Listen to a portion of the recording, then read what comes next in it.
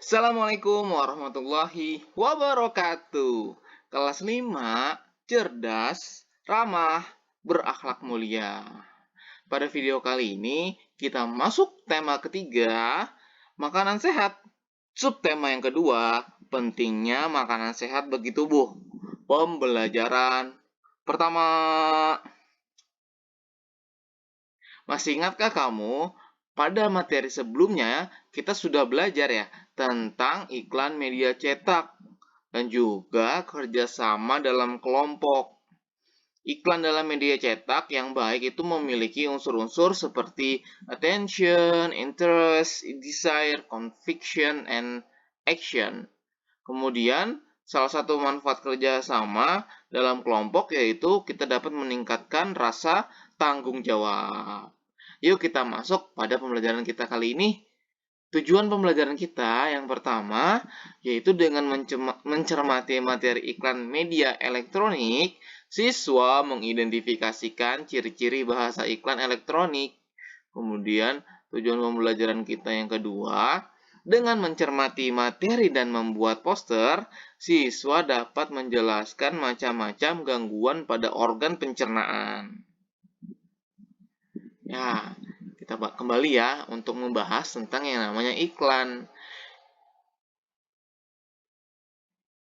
Iklan itu adalah sebuah bentuk promosi benda seperti barang, jasa, ataupun produk jadi, dan ide yang disampaikan melalui media, itu iklan.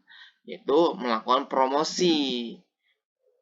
Tujuan iklan sendiri membangun kesadaran konsumen atas sebuah brand atau strategi dalam membentuk citra positif sebuah merek di mata konsumen. Media penyampaian iklan itu terdiri dari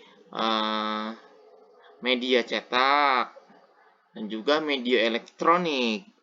Ya, pada media cetak itu merupakan iklan yang ditulis atau disebar di media cetak seperti koran, majalah.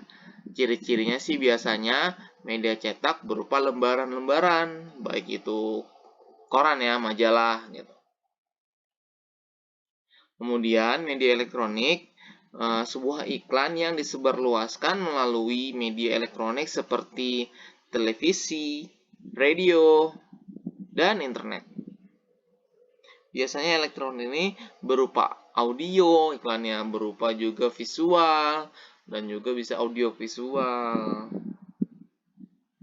Adapun perbedaan iklan, baik itu iklan media cetak maupun media elektronik, yaitu kalau yang iklan media cetak bersifat tertulis, kalau yang elektronik tidak bersifat tertulis.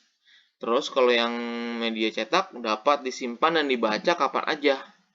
Ya, kalau elektronik iklan hanya sekilas dan berlangsung pada saat itu saja.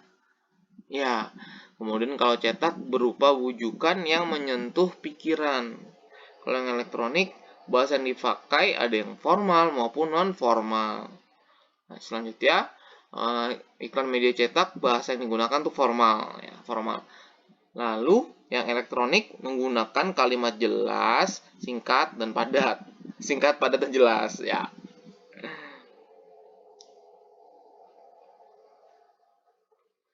Ya, tantangan belajar kita yang pertama.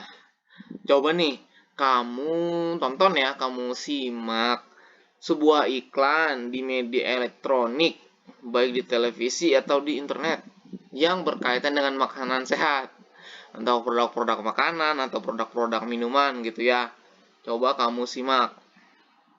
Kemudian, setelah kamu simak, kamu identifikasikan iklan tersebut.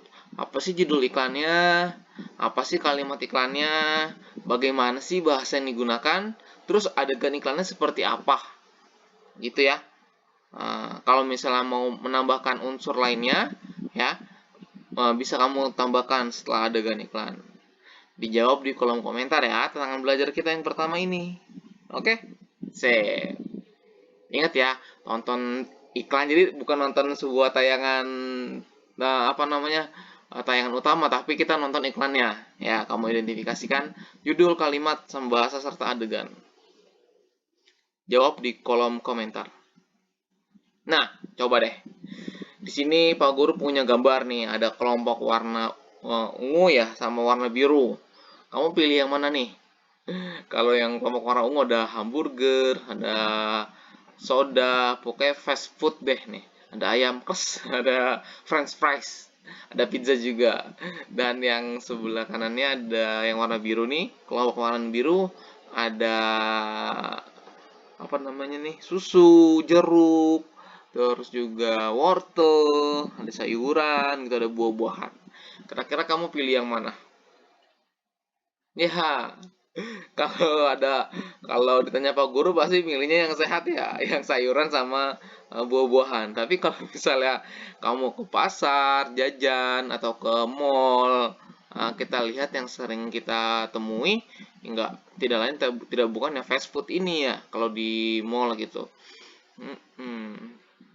Nah, setelah tadi Bapak tunjukin gambar kelompok makanan gitu ya, pasti kamu melihat atau mengetahui makanan yang sehat dan yang tidak sehat.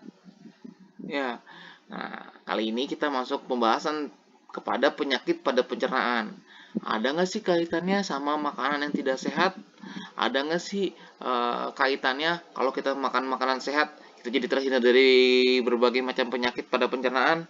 Yuk kita simak agar lebih paham betul. Yap, gangguan pada pencernaan biasanya nih terjadi karena pola makan yang tidak benar. Seperti makan makanan yang tidak sehat tuh. Langsung diterangkan ya.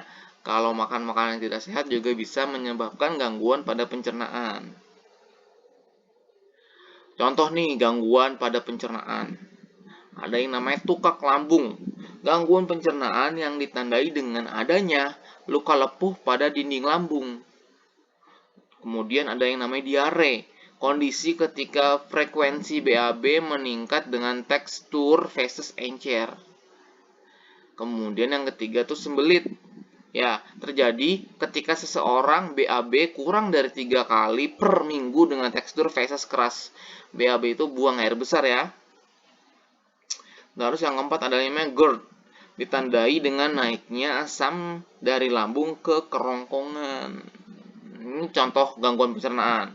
Ada sih beberapa contoh gangguan pencernaan lainnya gitu kan.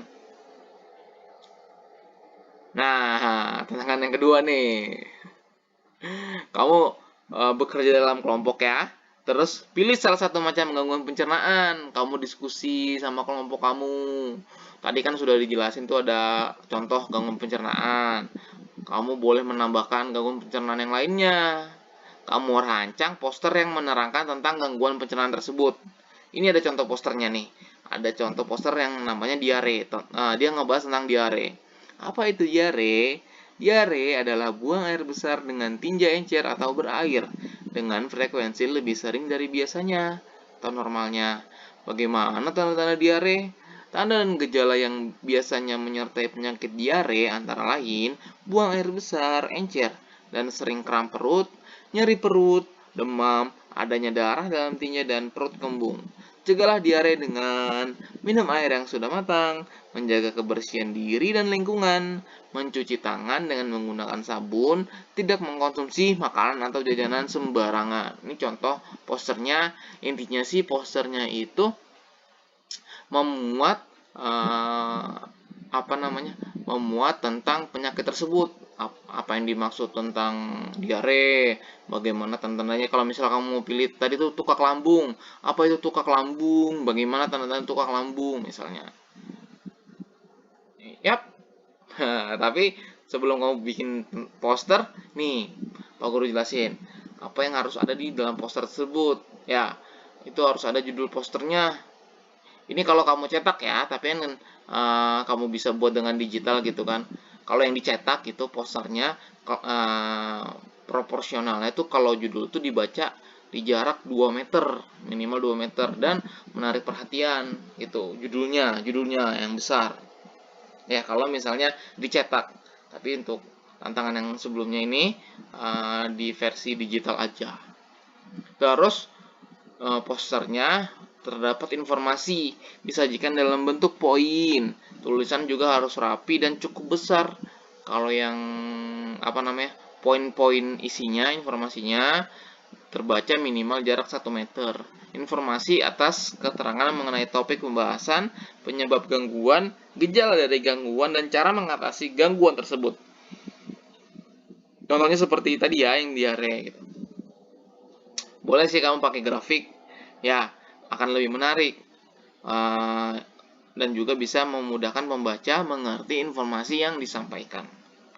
Dan kalau misalnya pakai sumber, boleh cantumkan sumber informasi yang digunakan. Yup, ya. Kemudian nih, Pak Guru sedikit ya membahas tentang cara menjaga sistem pencernaan. Setelah kita tahu, Pak Guru kasih contoh beberapa contoh penyakit pencernaan, gangguan pencernaan. Nih, cara menjaga sistem pencernaan. Yang pertama, memperbanyak konsumsi serat. Serat itu adanya dari mana? Sayur dan buah, betul. Terus juga mengonsumsi lemak sehat. Kemudian minum cukup air. Terus kelola stres. Jangan stres. Jangan pusing mikirin pekerjaan sekolah. Santai aja.